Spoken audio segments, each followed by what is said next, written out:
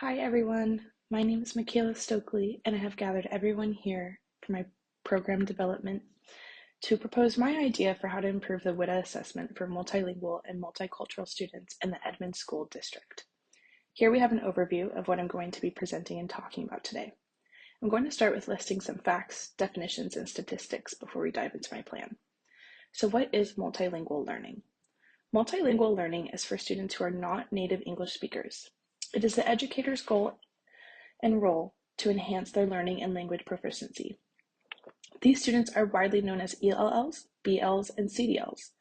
Our district's goal is to include characteristics of multiculturalism in our multilingual classes. We strive to not only have a non-racist environment, but not to be impressive, and to encourage each student to develop their cultural identity and help include these practices in other aspects of their lives.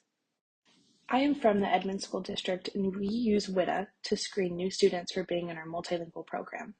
Our multilingual program serves over 3,500 students from diverse cultural backgrounds. Our goal is to create a supportive, content-based instructional environment for our ML and dual language programs. Edmonds is not a stranger to the fact that multicultural students are becoming more prevalent in the United States classroom in recent years. The 2015 and 2016 school year, we have seen a 6.8% increase in ELL students, 2% increase of students with disabilities, and a 3.1% increase in low-income students. While we want to create diverse spaces, we need to have the tools and resources to offer multilingual students room to grow and succeed in their academic and learning proficiencies. This is why we screen students from multicultural and lingual backgrounds through the WITA Access Assessment. So what is WITA? WITA stands for World-Class Instructional and Design Assessment, and it is used to assess a student on their English proficiency. In the Edmonds School District, we first assess a student when they are placed into our schools. If that student scores at the entering, emerging, developing, and expanding level, then that student is eligible for our multilingual and/or dual language programs.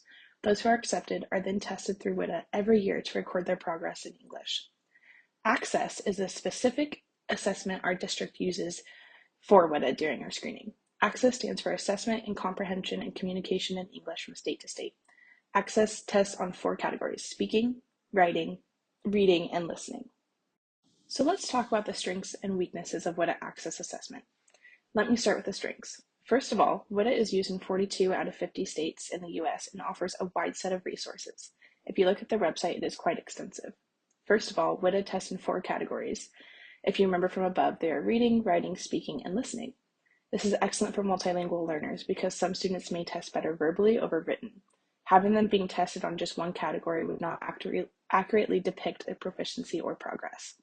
Second, the student is tested annually. This is important for the educator to know what level that student is on and which areas they need to be more focused on that year. Third, the WITA website offers extensive flyers and resources for families available in multilingual languages. WITA also provides practice tests and sample tests in all 4 categories for grades K through 12 to provide early test prep for the child or to provide the family an idea of what their child is learning. WITA also requires teachers to test these students 2 weeks prior to the assessment date to prepare that student. Now let's get into WITA's weaknesses. They vary in nature. What I want to focus on is 2 of WITA's major weaknesses that I will use as my proposal for change in the Edmonds School District multilingual program. First, WITA only tests in English. There have been significant studies done that prove that testing students in English and their native tongue improves language proficiency and enhances cultural identity. Second, WITA has acknowledged that there's a severe overrepresentation of ELL students having IEP plans and being in special education. However, WITA has not made many improvements on their assessment to help combat these statistics. Here's a direct quote from the WITA website. Nationwide, nearly 45% of students identified as multilingual learners who have been dually identified as having a disability under IDEA Part B are classified as having a literacy-related disability known as specific learning disability. This is why I propose that WITA Access Assessment develops a second version of the access test that is in each student's native language. Yes, WITA is for English proficiency classes, but without screening the students in their native languages, how can educators truly know how proficient the student is in their own language? Why are their capabilities and proficiency only measured in English when they were not born into that language? To support and celebrate our multilingual learners, we must encourage bilingualism in our classes. WIDA Access prepares multilingual students to be transferred in a general English-speaking class after they are proficient in English, rather than continuing to teach and encourage them in both their languages.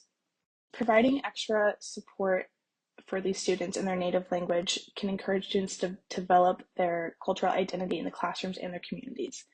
Elaine Alanis, an elementary school educator and co-author, writes, "If we do not determine what DLLs can do across both their languages, we develop a partial, inaccurate view of that child's vocabulary development. Essentially, we are underestimating their capabilities."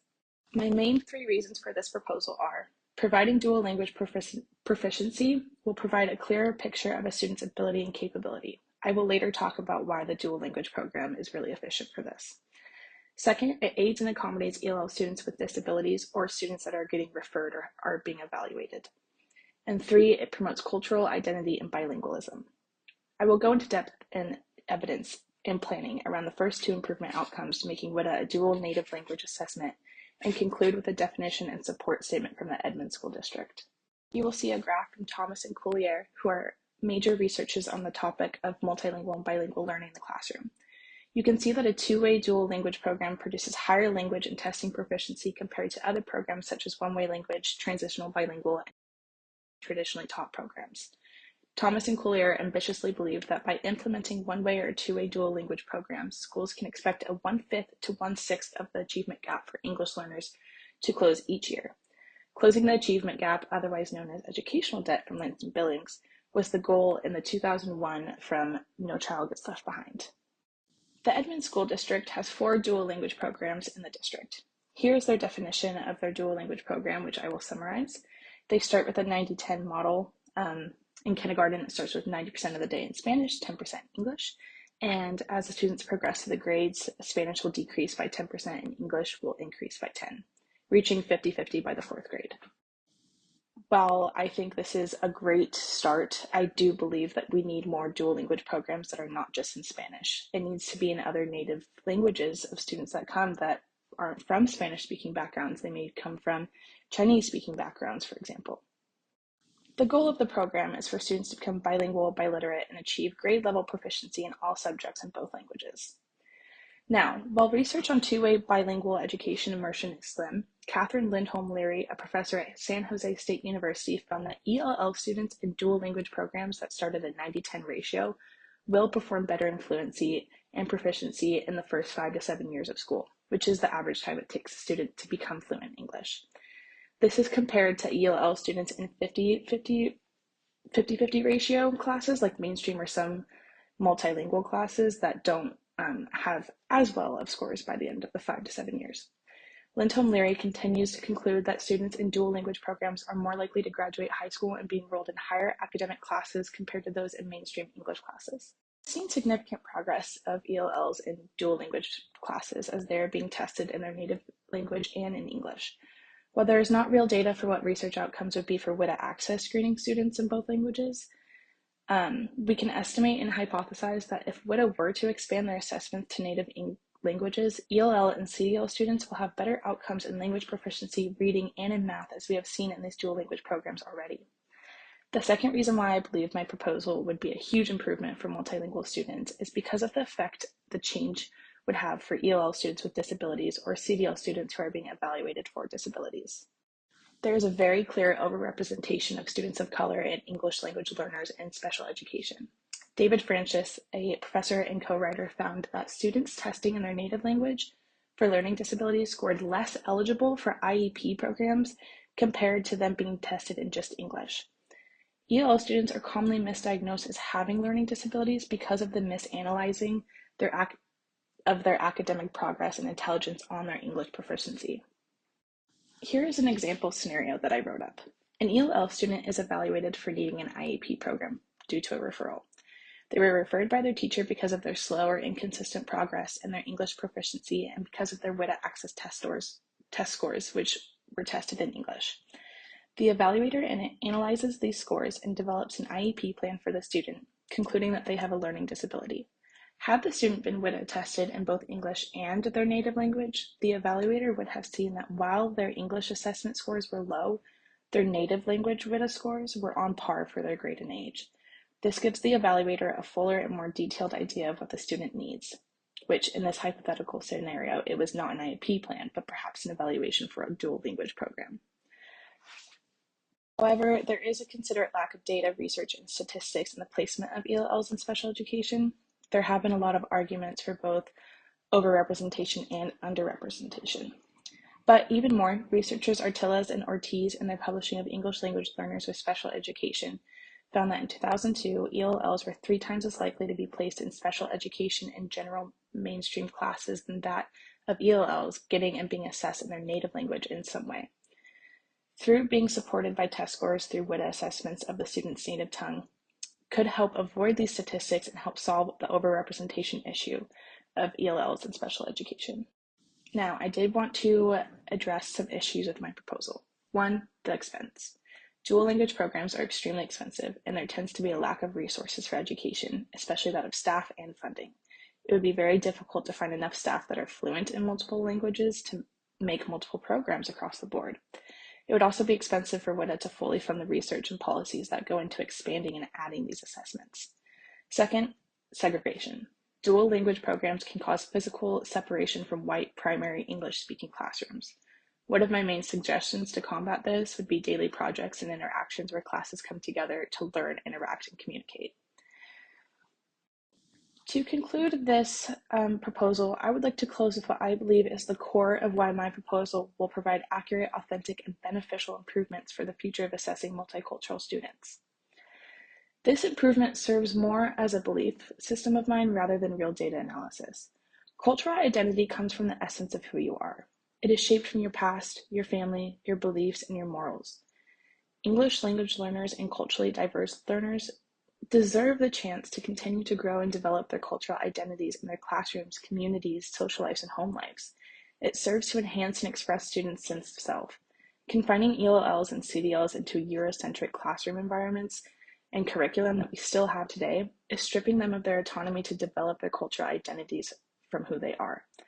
This is why the use of an expanded WIDA assessment in assessing in native languages and dual language programs can be beneficial for the students to continue to shape and grow themselves while their educators, peers, and community embraces their bilingualism and linguistic diverse backgrounds.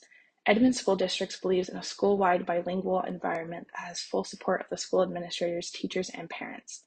Through dual language and appropriate assessments, CDL students can learn diversity and communicate linguistically with others. Through this level of communication and support, students will develop cultural awareness, cultural identity, and culturally centered learning environment in their classes. While I know that was a lot of information to throw at everyone in a very short amount of time, I wanted to create a little survey that will be at the end of this presentation, and you can submit it through my email. It's just your thoughts on what you think my proposal can achieve. What's your definition of cultural identity? My biggest thing I want to know is how we can combat segregation from occurring with dual language programs, and any additional comments that you have, please send. Other than that, I hope that this proposal will work in favor for our bilingual, multicultural classrooms and students. I truly do believe that dual language programs can help with English proficiency and community and just really focus on their cultural identity. Well, thank you very much for coming and hearing my proposal. I look forward to hearing from all of you. Thank you.